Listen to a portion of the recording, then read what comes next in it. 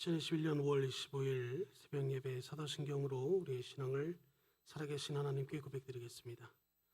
전능하사 천지를 만드신 하나님 아버지를 내가 믿사오며 그 외아들 우리 주 예수 그리스도를 믿사오니 이는 성령으로 잉태하사 동정녀 마리아에게 나시고 본디오 빌라도에게 고난을 받으사 십자가에 못 박혀 죽으시고 장사한 지 사흘 만에 죽은 자 가운데서 다시 살아나시며 하늘에 오르사 전능하신 하나님 우편에 앉아 계시다가 저리로서 산 자와 죽은 자를 심판하러 오시리라.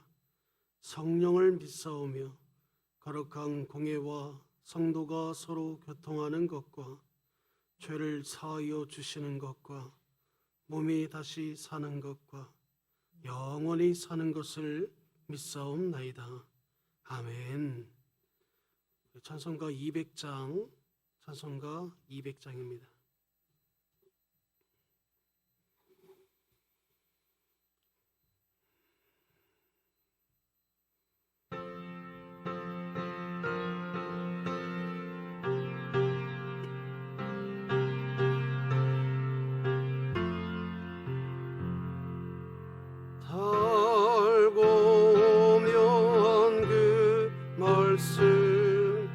생명의 말씀은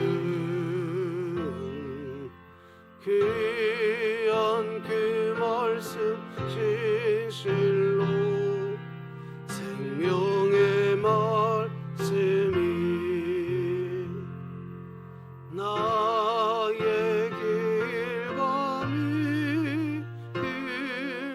밝히 보여 주니 아름답고 귀한 말씀 생명샘이로다. 아름답고 귀한 말씀 생명샘이로다.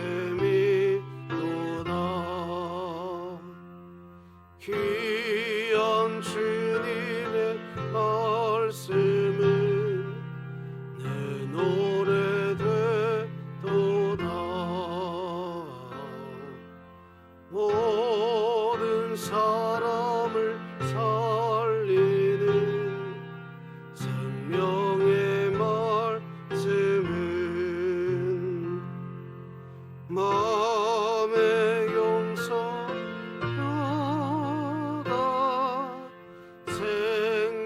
생명길을 가니 아름답고 귀한 말씀 생명샘이로다.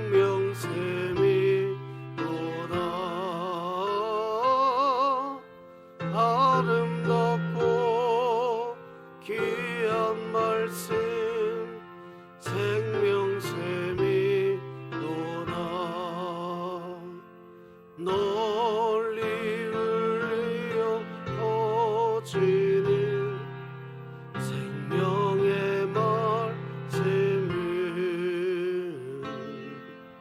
마음의 용서와 평안을 골고루 주나니 다만 예수 말씀 듣고 복을 받네. 아름답고 귀한 말씀 생명샘이로다.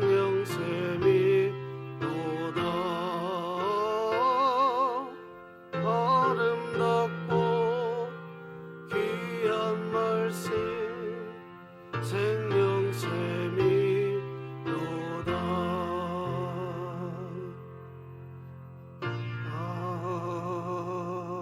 아멘.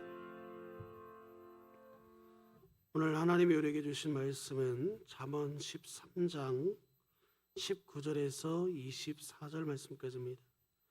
구약 성경 925쪽에 있습니다. 잠언 13장 19절에서 24절 말씀까지입니다.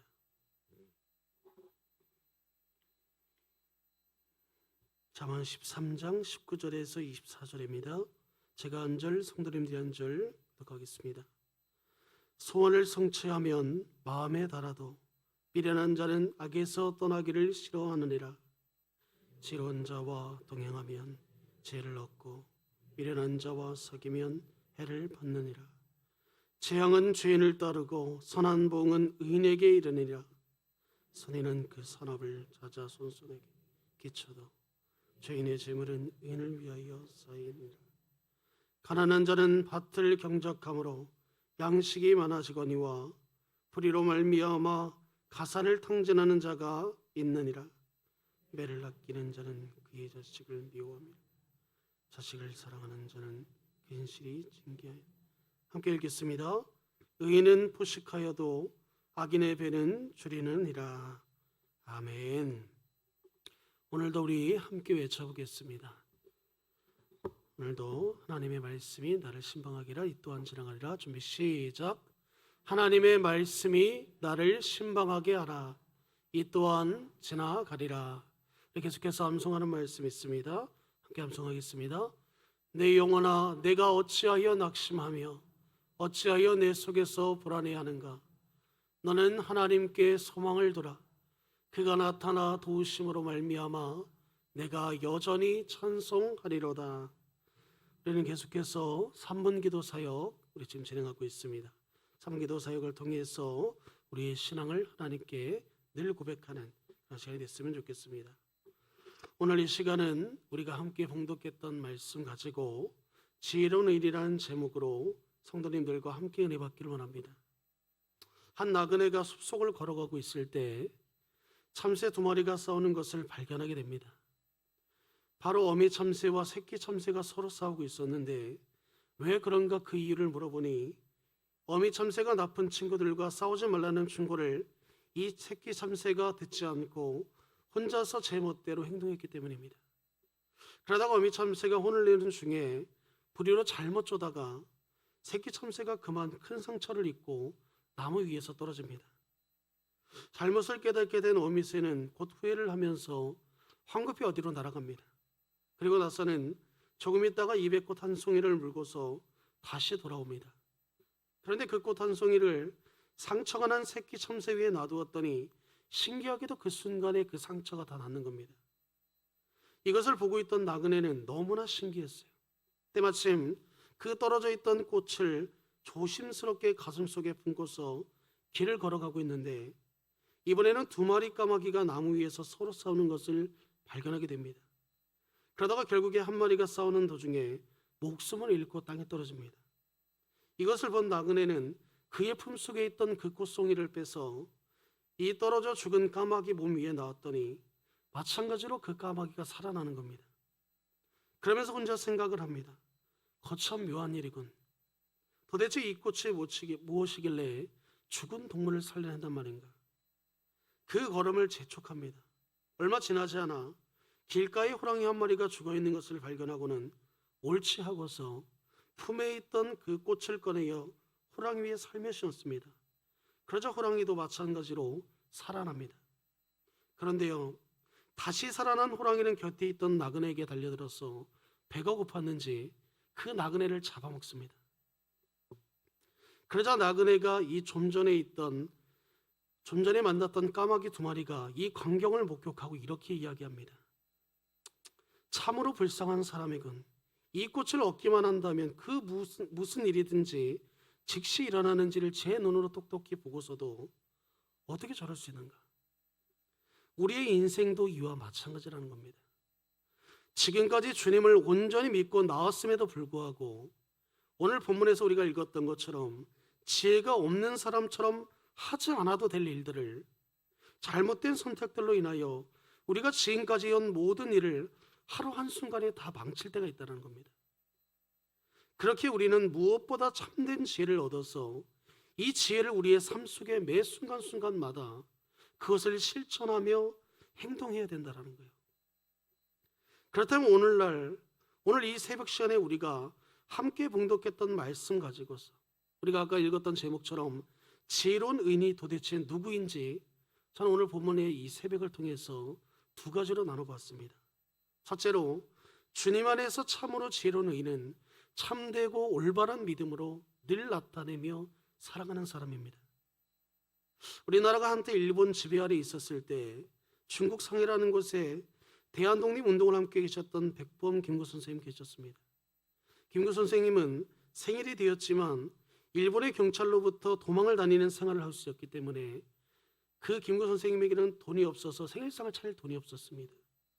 그 사정을 알고 있던 독립군 동지들이 자기들의 물건을 전당포에 맡겨서 고기를 구매한 후에 김구 선생님의 당시 어머니였던 광낙원 여사님에게 말없이 그 고기를 드립니다. 그리고 광낙원 여사님은 그 고기를 받아서 맛있는 음식을 만들어 김구 선생님을 위하여 잔치를 벌였다고 합니다. 손님들은 한참 동안 먹고 마시며 이야기를 나눈 뒤에 모두들 부른 배를 두드리며 각자의 처소로 돌아갑니다. 이때 광낙원 여사님은 조용히 아들을 불러 그분의 손에 손수 회초리를 들고 이때 50살이 넘었던 자신의 아들의 종아리를 때리면서 이렇게 훈계합니다. 먹고 살기 가장 힘든 동지들에게 자기 생일을 알려서 물건을 맡기고 돈을 빌려 너희의 생일 잔치를 벌이게 만들다니, 그러고도 내가 어찌 조선 독립운동을 한다고 할 수 있겠느냐. 이 이야기를 들은 김구 선생님은 그 어머니의 깊은 뜻을 깨닫고서 바로 두 무릎을 꿇은 채 잘못을 빌었다고 합니다. 특별히 오늘 본문 19절에 보면 소원을 성취하면 마음에 달아도 미련한 자는 악에서 떠나기를 싫어한다고 말씀하고 있어요. 즉시 이 말은 소원을 이루는 것은 분명히 즐거운 일이지만 악인들은, 즉 미련한 자들은 하나님의 온전히 경외하는 것으로부터 스스로 떠나 그들이 느끼고 즐거운 것에만 온전히 몰두하여 악에서 떠나는 것을 싫어한다는 말입니다. 그래서 미련한 자들은 악에서 머물러 있는 것이 멸망의 길인 줄도 모르고 그것을 떠나는 것에 대해서 스스로 걱정하고 있다는 거예요. 그렇게 우리 신앙인들도 이 세상 가운데 육신을 가지고 살아간다 할지라도 무엇보다 중요하게 생각하고 가장 최선을 다해야 하는 것은 바로 우리 안에 있는 겨자씨와 같은 그 믿음이라 할지라도 우리 구주 예수 그리스도 안에서 그 믿음이 참되다는 것을 늘 증거하며 살아야 된다는 겁니다. 그렇게 히브리서 11장 1절 말씀에 이렇게 말씀하고 있습니다. 믿음은 바라는 것들의 실상이요 보이지 않는 것들의 증거이니. 참으로 지혜가 있는 자는 무엇보다도 이 믿음을 가지고서 온전히 주님을 바라보고 주님을 따르는 자라는 거예요. 어떤 믿음의 눈으로 바라보며 나아가는 그 모든 일들이 바로 우리의 삶 속에서 반드시 이루어지고 있음을 늘 선포하며 살아야 된다는 겁니다. 정말로 중요한 것은 우리 속에 주님의 이름으로 참된 믿음을 우리가 온전히 품고 나아갈 때 그 믿음의 증거들이 반드시 나를 통하여 증거되어진다는 겁니다. 그러나 만에 하나라도 우리의 마음 가운데 참된 믿음의 증거가 아닌 이 세상적인 기준과 우리의 경험에 의해서 나오는 일들을 우선시해 나간다면 반드시 그 구하는 일 때문에 그것에 대한 증거들이 우리 안에서 나올 수밖에 없다는 겁니다. 그래서 예수님은 마가복음 7장 21절에서 23절에 이렇게 말씀합니다. 속에서 곧 사람의 마음에서 나오는 것은 악한 생각과 곧 음란과 도둑질과 살인과 간음과 탐욕과 악독과 속임과 음탕과 질투와 비방과 교만함과 우매함이니 이 모든 악한 것이 다 속에서 나와서 사람을 더럽게 하느니라. 이 말씀 곧 우리가 예수 그리스도를 온전히 믿고 의지함으로 참된 제자가 되어 참된 믿음을 우리 마음속에서 품고 자라지 않으면, 그것이 우리 안에서 자라나지 않으면 그 틈을 비추고서 악한 생각과 그 음란함과 도둑질과 살인과 간음과 탐욕과 악의가 나오며 결국 우리 안에서 속임수와 방탕과 질투와 욕짓거리와 교만과 어리석음이 흘러나와 이 악한 것들로 우리 스스로를 우리가 망가뜨린다는 겁니다. 그래서 오늘 잠언에서는 너희가 지혜로운 자의 그 모습으로 살아야 된다는 거예요. 그렇게 우리는 끝까지 우리 그리스도 예수 그리스도 안에서 참으로 지혜로운 자들이 되어 참된 믿음으로 늘 살아가며 그것을 나타내며 살아가는 귀한 축복의 통로가 되어야 된다는 겁니다. 그래서 빌립보서 4장 8절에 이렇게 기록하고 있습니다. 끝으로 형제들아, 무엇에든지 참되며 무엇에든지 경건하며 무엇에든지 옳으며 무엇에든지 정결하며 무엇에든지 사랑을 받을 만하며 무엇에든지 칭찬받을 만하며 무슨 덕을 있든지 무슨 기림이 있든지 이것들을 생각하라. 즉 우리가 예수 그리스도 안에 참된 지혜로운 하나님의 자녀라면, 그것이 된다면 참된 믿음 안에서 늘 선함을 추구하고 가치 있는 것들에 우리의 마음을 쏟을 수 있어야 된다는 겁니다. 그리고 늘 참되고 늘 고상하고 늘 옳고 늘 순결하며 늘 아름답고 늘 존경만할 만한 그 것들을 주님 안에서 말씀을 통해 우리가 생각할 수 있어야 된다는 겁니다. 이러한 삶이 바로 주님 안에 참되고 주님 안에서 정말 진실된 하나님의 자녀들의 모습이라는 겁니다. 마지막으로 두 번째는, 참으로 지혜로운 사람은 지혜로운 하나님의 말씀과 동행함으로 이 세상에서 반드시 승리한다는 겁니다. 이 시간 다 같이 한번 오늘 본문 20절 말씀 큰 목소리로 함께 읽어보겠습니다. 준비 시작. 지혜로운 자와 동행하면 지혜를 얻고 미련한 자와 사귀면 해를 받느니라. 아주 중요한 말씀을 하고 있습니다. 이 구절을 쉬운 성경에서 이렇게 풀어서 말하는데, 지혜로운 자들과 함께 걸으면 지혜롭게 되지만 어리석은 자들과 친구가 되면 그 해만 당한다는 겁니다. 이 구절을 직역하면 이렇게 말씀하고 있는 겁니다. 너희가 지혜로운 자들과 함께 행하기 위해, 그리고 너는 현명해져라. 그러나 어리석은 자들과 사귀는 자는 해를 받을 것이다. 이렇게 말씀하는 겁니다. 우리는 이 세상을 살아갈 때 사람과의 만남을 가장 큰 축복으로 여깁니다. 그리고 그 만남을 통해 이루고자 하는 일들을 성취하려고 최선을 다해 우리는 노력한다는 거예요. 그러나 오늘 본문에 보시면 지혜로운 자들과 함께 걸으며 지혜롭게 된다고 말씀하시면서 이 구절을 다르게 해석하면 지혜로운 자들과 함께 행하기 위해서 우리는 먼저 내가 현명해져야 된다고 말씀하고 있어요. 즉 우리는 이 땅 가운데 참으로 현명해지기 위해 무엇보다도 하나님의 말씀을 가까이 합니다. 그것을 가까이 함으로 우리 스스로 성령 하나님의 도우심으로 우리 자체가 먼저 현명해질 수 있어야 된다는 겁니다. 중국 고사를 보면 맹모삼천지교라는 말이 있습니다. 이 고사의 뜻은 BC 371년경에 중국 고대 초나라는 곳에 태어났던 학자 맹자라는 이 사람에 관한 이야기입니다.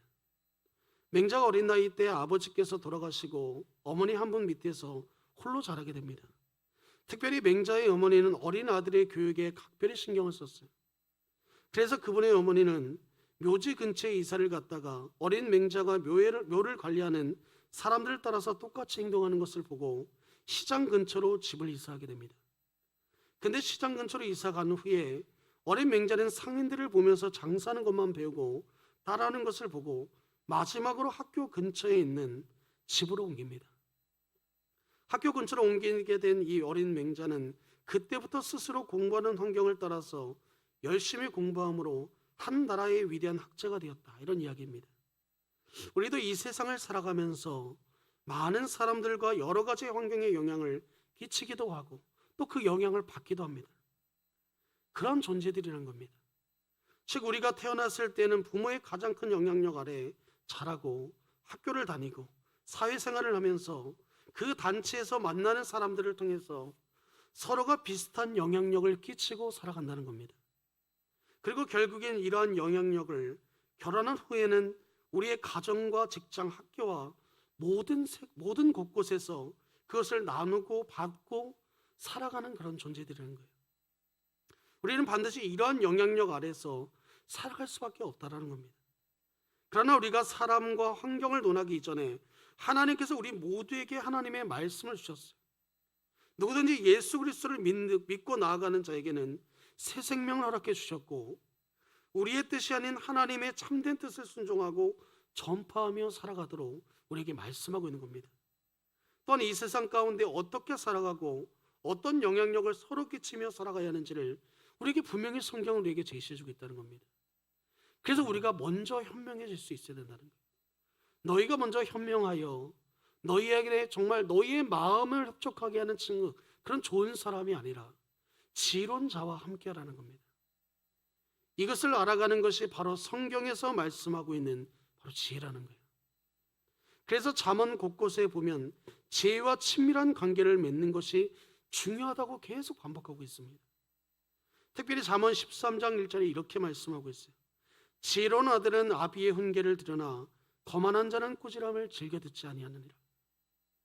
즉 지혜로운 아들은 자기 아버지의 교훈에 순종하지만 거만한 자는 책망을 듣지 않는 것이고, 또 잠언 13장 10절에 보면 교만에서는 다툼만이 일어날 뿐이라 권면을 듣는 자는 지혜가 있느니라고 말씀하는데, 이는 지혜가 있는 자는 충고를 잘 듣는다는 거예요. 그리고 13장 14절에 보면 지혜 있는 자의 교훈은 생명의 샘이니 사망의 그물에서 벗어나게 하느니라, 이렇게 말씀하고 있습니다. 이는 지혜자의 가르침은 생명의 샘과 같아서 사람을 사망의 함정에서 건져주고 세워주고 살릴 수 있다는 겁니다.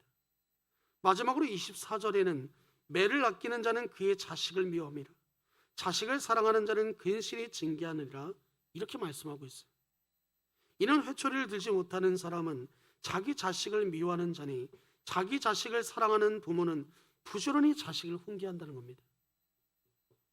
이렇듯 성경안에서 지혜자의 말씀은 가장 지혜자로서의 살아가야 될 그 큰 이유는 바로 그 행위를 따라서 하는 것을 말씀하고 있는 거예요.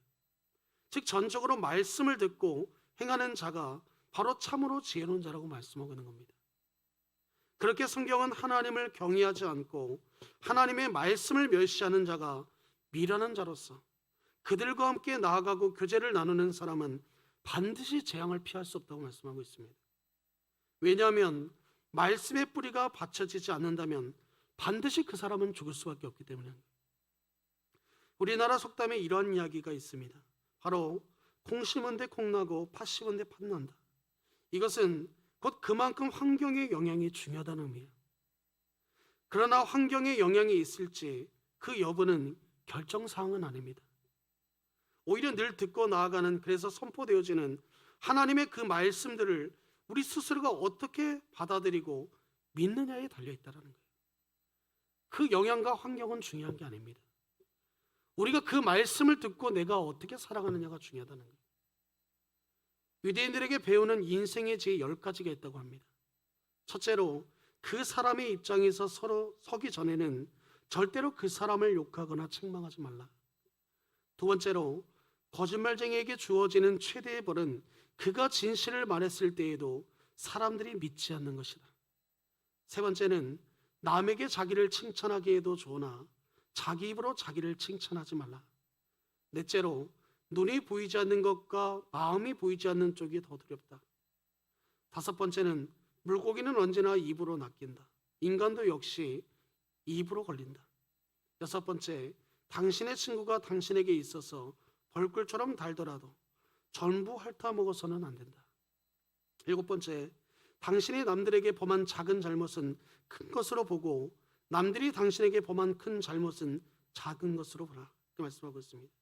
여덟 번째는 반성하는 자가 서 있는 땅은 가장 훌륭한 성자가 서 있는 땅보다 거룩하다.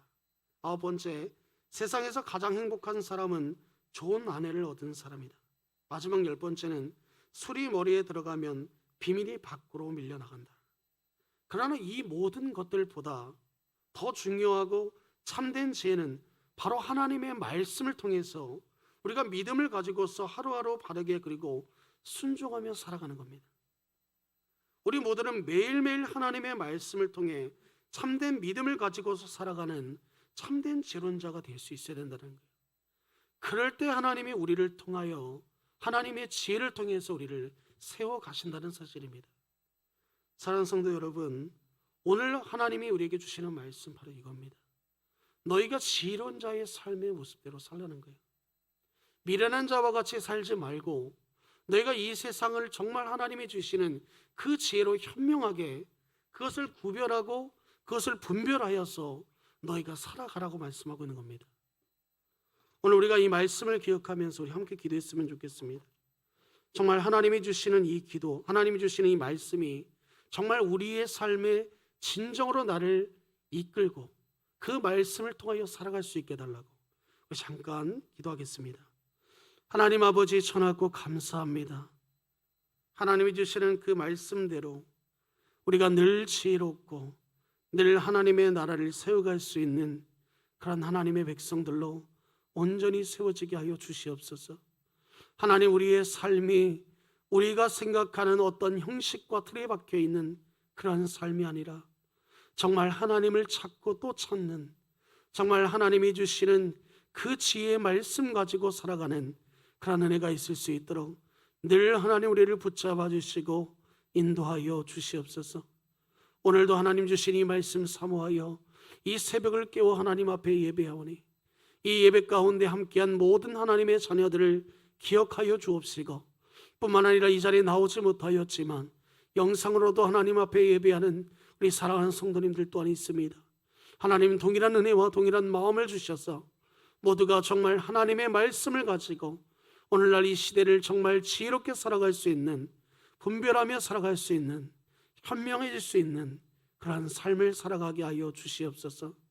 아버지 하나님께서 이 모든 이 귀한 시간 가운데 함께하여 주실 것을 믿고 감사하며 이 모든 것 우리 주 예수 그리스도의 이름으로 간절히 기도하옵나이다. 아멘. 우리 주님이 가르쳐 주신 주기도문으로 예배를 마치겠습니다. 하늘에 계신 우리 아버지여, 이름이 거룩히 여김을 받으시오며 나라가 임하시오며 뜻이 하늘에서 이루어진 것 같이 땅에서도 이루어지이다. 오늘 우리에게 일용할 양식을 주시옵고 우리가 우리에게 죄 지은 자를 사하여 준 것 같이 우리 죄를 사하여 주시옵고 우리를 시험에 들게 하지 마시옵고 다만 악에서 구하시옵소서. 나라와 권세와 영광이 아버지께 영원히 있사옵나이다. 아멘.